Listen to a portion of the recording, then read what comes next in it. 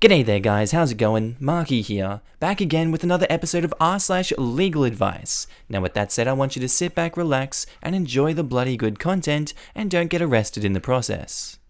Posted by user Snosberry Wallpaper, titled, Neighbour bolts large invoice billboard to his garage, declaring we owe him money that we do not owe him.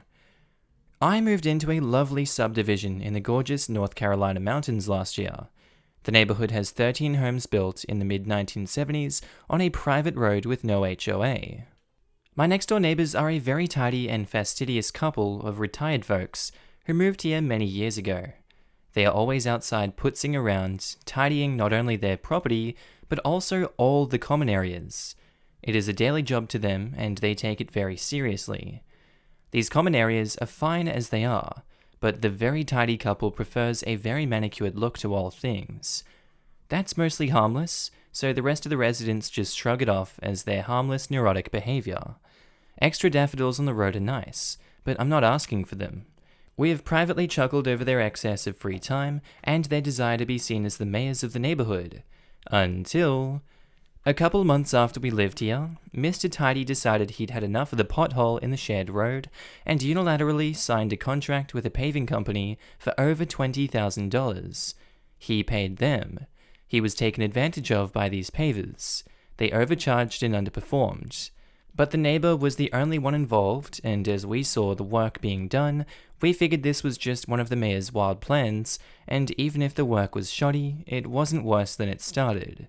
He did not discuss or ask for consent from any of us prior to his contracting with the paving company. Later that week, he delivered invoices to all the other residents for their share. My husband gave him what we could and what seemed appropriate, which was $300 of the $1,700 he asked from every neighbor. I would have declined to offer anything because I do not wish to set a precedent with an overstepper. This was less than he wanted, and he has been escalating his attempts to collect on his false debt that only exists in his mind. Last week, he spray-painted the private road we live on with UO1313, and this morning, he erected a large painted billboard that says, "You owe $1,313 for road repair," on his home facing my home. He bolted this massive sign onto his siding, damaging his own home in order to make that statement. This sign is in clear view of anyone on the street, and clearly implies that we owe this man money that we do not owe him. What recourse and protection does the law provide? I feel bullied, and I do not cave into bullies' demands because they just keep coming back if you do. This is distressing and embarrassing though. It's the first thing my children see when they wake up, and it's definitely interfering with our lives and our ability to enjoy our own home. I had to explain why it was there to the guys we hired to take care of a tree that fell in the last week's storms. I don't want to have to explain this story to anyone else. I would very much like for this couple to just leave me and my family alone. Depending on where you're located, the billboard might not follow local zoning or building codes. You could check and report them to code enforcement if that is the case. We're just outside city limits, and based on what I see around me in other neighborhoods, there's a lot of leeway with how one presents their property around here. It's wildly ironic that these anxiously tidy people erected an eyesore in an otherwise gorgeous community. They are definitely in their feelings about it. Okay, still check with the city and county. If you're really close to the city, you might be in their extraterritorial jurisdiction, and they might still have some powers. You should never have given him the $300. It gives validity to his claim that you owe debt. That part made me literally facepalm. When someone confronts you with an obviously bullcrap claim that you owe them money, the correct response is not to actually give that person money. I guess an exception would be if violence were threatened or something, but then that would be robbery. I'm not a litigator, but I'd imagine that if something like this ever went to trial or whatnot, opposing counsel would have a field day with that little tidbit. I'm not sure it complicated things, but there is nothing wrong with a neighbor gifting another neighbor $300 as a thank you for the obviously expensive road repairs that everybody benefits from. Doing so doesn't mean that you're agreeing to some imaginary larger amount those people think you owe them. That's a position that might, in good faith, be taken by a reasonable person. I happen to disagree, especially since he gave him the money after getting the invoice. but I can still see what you're saying. Unfortunately, I'm talking about what a lawyer, not a reasonable person, would make of this situation. I am a lawyer, some of us like the occasional lawyer joke. I doubt this would ever get that far, but I'm just imagining OP being deposed and having to answer loaded questions like, why did you only pay him part of what you owed? And you say you didn't owe him anything, but you also say you paid him $300. Why can't you keep your story straight? Again, I'm not a litigator, just trying to explain why I cringed when I say that part about the $300. Even if it was just a good faith gesture, my sense is that it could absolutely be used as ammunition by the neighbor. Yeah, not saying it couldn't be used as ammunition, just that there isn't any legal grounds there. He's not agreeing to any debts regardless of what was presented to him before paying the $300. It would be up to the neighbor to prove in court OP agreed to this debt, and simply providing the $300 does not do that. The answer to the hypothetical question you presented is, I didn't owe him anything. I gave him the $300 because he spent a large amount of his own money on road repairs that me and other neighbors benefited from, and it was something I didn't mind doing to help out. It absolutely opens up a can of worms, but it isn't a can that is difficult to close again, like some other legal things may be. For what it's worth, I cringed too, for very much the same reason, so I'm not even sure why I'm arguing this point here, lol. And now OP replies to the original one about the cringing. I agree with you. I lost my ever-living crap at my husband when he said he did that. I do, however, acknowledge that a person who does not think legally and instead thinks neighborly could make that mistake. He was trying to placate this guy, which I knew was unlikely without fully acquiescing.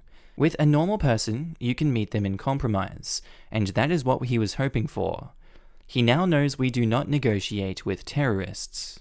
And the last Faposaurus says, generally the best advice is to not pay anything, and that is true here as well. That said, there is no magical principle out there that says that partial payment of an alleged debt renders the entirety of the claimed debt valid. That argument would typically be employed by someone claiming the debt arose from an oral contract. If the mayor here claims that the debt arose solely because the mayor arranged for work, which benefited OP, but acknowledges that there was an explicit agreement that OP was going to chip in for it, the partial payment doesn't really help the mayor. In the time since the billboard was put up, we've discovered that he's been running a shakedown campaign on others too. No one is a fan. It seems his hope to shine light on the neighborhood a-hole worked, but not like he'd hoped. Winky face. If we wind up in court, we won't be alone. On its face, this sounds like a classic nuisance situation. The sign is, as you say, interfering with our lives and our ability to enjoy our own home, and it sounds like it was erected solely for that purpose. The case law on spite fences, although not directly applicable in your case, may be of interest. A knowledgeable North Carolina attorney could give you a better idea of where you stand on both the sign and the alleged debt. On the other hand, anything beyond a consultation and perhaps a nastygram is likely to cost you a lot more than the disputed amount. Thank you for your response. The lawyers I spoke with today all referenced the hate and spite fences you linked. I'm seeing one tomorrow morning. I'm happy to pay him as much, if not more than, the debt my neighbor thinks I owe him. I could either struggle to pay a lawyer or struggle to pay my crazy neighbors, and I suspect the lawyer will be a better investment. Sorry there's so many comments in this one, but these are all really good comments, so I'm not sorry as well. For everyone saying that the 300 ruins any case you have in court, no, it doesn't. You have an explanation for why you paid 300. You'll be permitted to present that explanation if the payment comes up. It's only a piece of evidence for which you have no controverting evidence. It doesn't help you, but by no means is it damning. Some people may be confusing this with reviving a time-barred debt by making a payment on it. If you owed company money, but they were prohibited from suing you to collect on the debt by the statute of limitations, I said it right, it's statute, not statute. In some jurisdictions, you can restart the clock on the statute by making a payment. But that's not the case here, since we're all presuming you bore no liability for the debt in the first instance. It's possible that your particular jurisdiction creates liability for a debt if you make any payments on it, although I doubt it, and that isn't the case in Texas. So consulting an attorney is of course the best action. It is actually likely that all the users of a private road bear joint costs for its maintenance. There are loads of fact-specific questions and jurisdiction-specific laws that would need to be properly evaluated. So you should basically disregard everything everyone says except this. Trust your local attorney, not us. And OP says, thank you. It's been a pretty exhausting day with this, and although I don't let internet strangers wreck my day, it is disheartening to have my husband's actions judged as stupid instead of recognized as him trying to be a cooperative neighbor in a new place where the rules weren't exactly clear and keeping the peace seemed wise. Here's an update, probably not the one that you want, but it's an update nonetheless, by Snosberry Wallpaper. An update and questions regarding yesterday's Billboard neighbor dispute. Criminal law. Yesterday, I posted about my next-door neighbor putting up a billboard accusing me of owing him money. That post is locked, but I have new questions now that I've spoken to an attorney and the police. The attorney advised that I do have grounds to sue, but also advised that the cost to pursue that option would be substantial. As we talked, and he heard more of the story, he raised his eyebrows up and told me that this sounds more and more like a criminal case for extortion or blackmail. He encouraged me to call and start an incident report with the local sheriff. He also encouraged me to pursue a no-contact order through the courts. I did call the sheriff's department to create an incident report, and they took my statement over the phone, COVID-19 protocols, and then sent a marked car to collect photo evidence. The deputy stopped her car, took pictures, gave me a wave through the window, then left. I've looked up the statutes in North Carolina for extortion and blackmail, 14-118.4 and just 14-118. And with my not a lawyer eyes, it does seem his actions satisfy the law's requirements for both. I have no real experience with the criminal justice system, besides having a credit card stolen when I lived in MD, and in that experience, I did not receive much help or support from the police. My questions are, what happens now? Do I wait to hear back from the sheriffs, or do I need to be the one calling them to follow up on things? I don't want to annoy them, but I also do want this to be handled with some degree of expediency. Would it be smart or stupid to go to the other neighbors he's been shaking down to let them know there's now police involvement if they'd like to also share their story? In the experience of others who've been seeing anything like this play out, do crazy bullies like him usually turn it down and act right after just a formal conversation with police that they're doing something illegal and they need to stop? Or does it seem more likely that I will need to push for charges that will cause him to need to hire a defense attorney, etc., if I want this situation to be a done deal permanently? I do not want a lengthy feud. I just want him to leave me and my family in peace going forward. If there's an obvious question I'm not asking, I would appreciate any other advice that pertains to. For the people from yesterday who were concerned that paying him $300 would complicate things, it has not.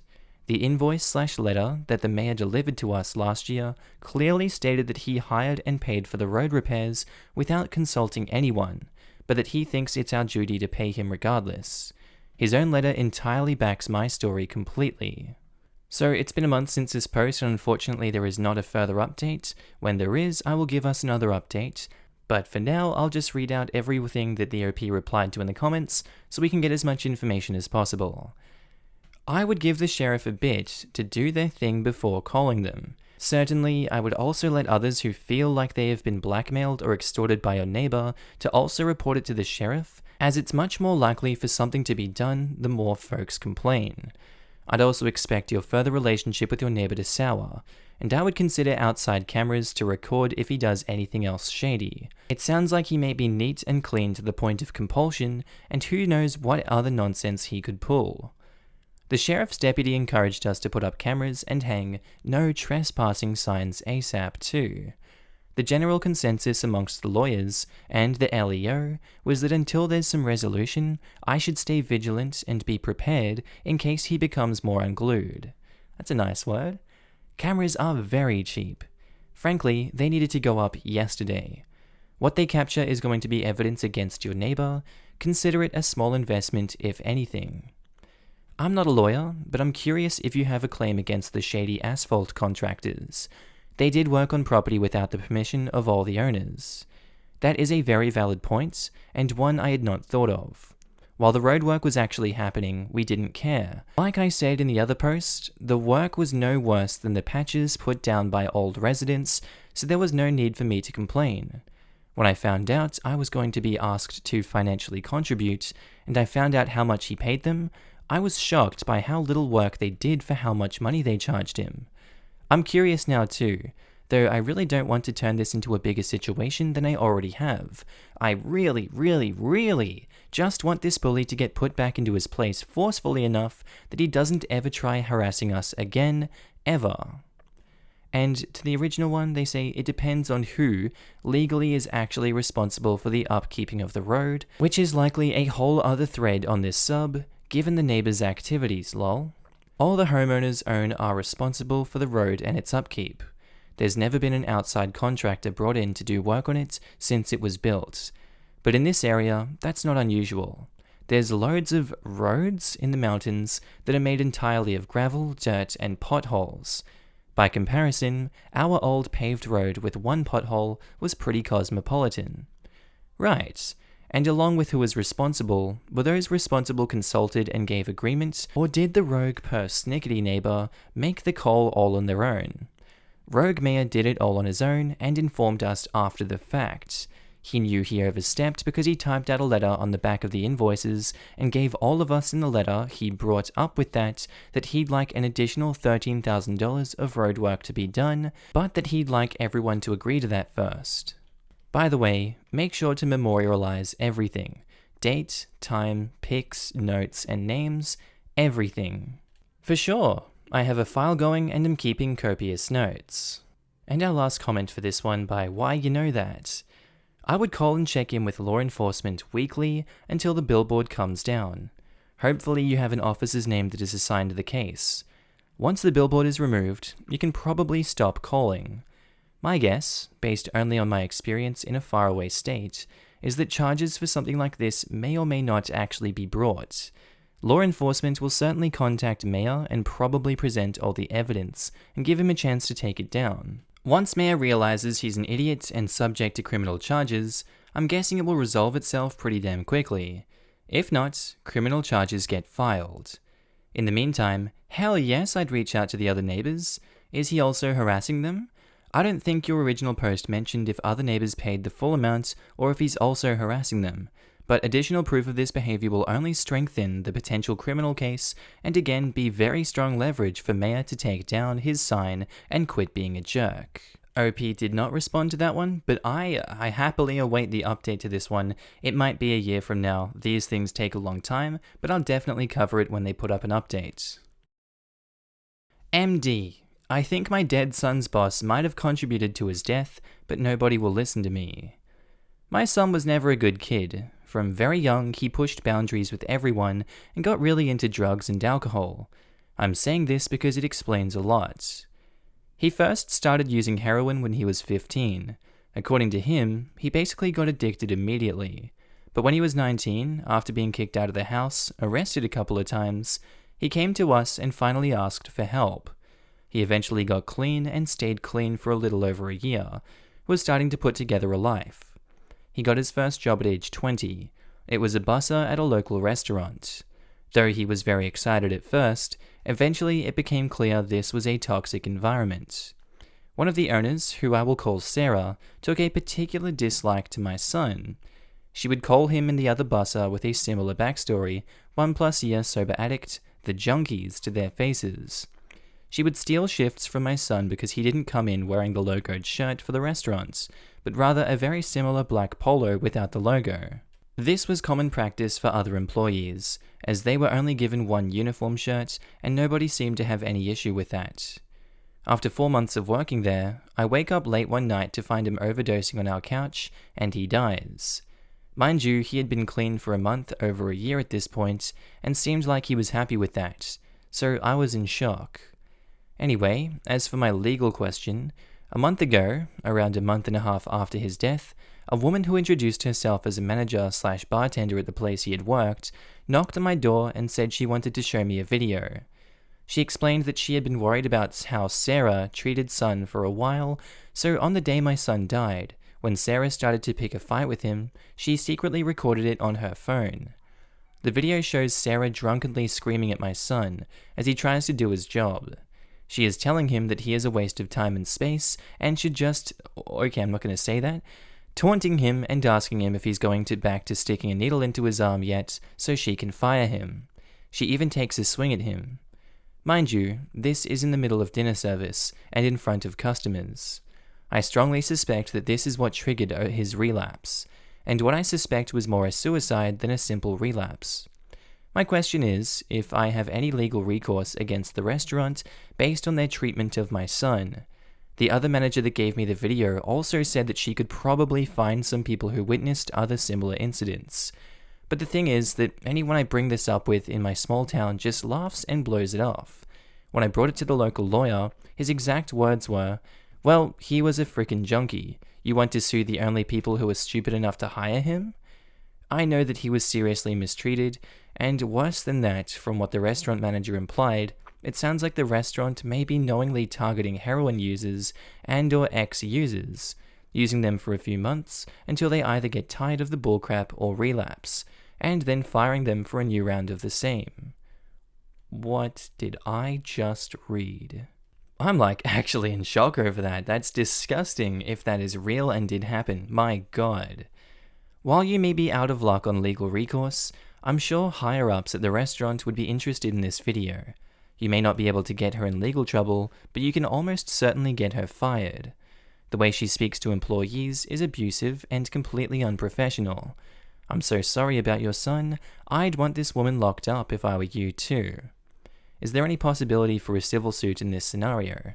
Harassment, intentional infliction of emotional distress, wrongful death, etc. The problem is going to be tying the actions of Sarah to the son's decision to use drugs. The fact of the matter is, addicts don't need a reason to relapse besides addiction. Relapses happen all the time without any outside influence. Staying clean is simply very hard, and it's going to be next to impossible to show that a single action from earlier that day directly led to the relapse. Because quite frankly, it might not have. OP is assuming they are casually tied because that's sort of what the human brain does, especially when grieving. The son may not have cared at all what Sarah thought. The relapse could have been triggered by something completely unrelated, running into an old friend, hearing an old song on the radio that reminded him of using, or even possibly the fact that he didn't react to Sarah making him feel more in control than he was, and believing that he moved past his addiction and can now use casually. Objectively, there is little to no evidence linking the two events together. They simply happened on the same day. But hell, we don't even know that this was something the son decided on that day. He could have been thinking about relapsing for weeks, bought the drugs earlier, and it just so happened that this is the day he used them. In fact, it's even possible that he had relapsed earlier and it went unnoticed. The Cat Guardian says, "I'm very sorry about your son, but I don't think you're going to have any legal recourse here. What she did was generally not illegal, except for her hitting him. You can report the assault to the police. You could also let her boss know about her behavior, and they may choose to fire her over it. The unfortunate reality of addicts is that suicides and relapses are common, and it would be exceedingly difficult to show that her actions even impacted his decision. In addition, a large chunk of accidental overdoses happen in just this sort of situation, when a long-term addict relapses after being clean for a substantial period of time. In absence of any evidence of suicide, it is far more likely that the son simply miscalculated or forgot that his tolerance to the drug was significantly decreased, and accidentally administered a fatal dose to himself. Not to mention, fentanyl has been getting laced with a lot of drugs lately as well. Not saying that could be a factor, but without seeing toxicology reports, who really knows? I'm sorry for your loss. If she took a swing at your son, that was technically assault and can be reported to the police. However, as the crime victim is now dead, the police may not even be interested in pursuing anything. While this sounds like a very bad and exploitative work environment, none of the behavior other than the possible assault sounds illegal to me. You may want to talk to an attorney about the civil side of things, but I'm not highly optimistic about your chances of a lawsuit. Do bullying and inciting to suicide laws not apply to adults? If she repeatedly called him trash and told him to commit suicide, I would think that case would at least make it to a trial. I am not a lawyer.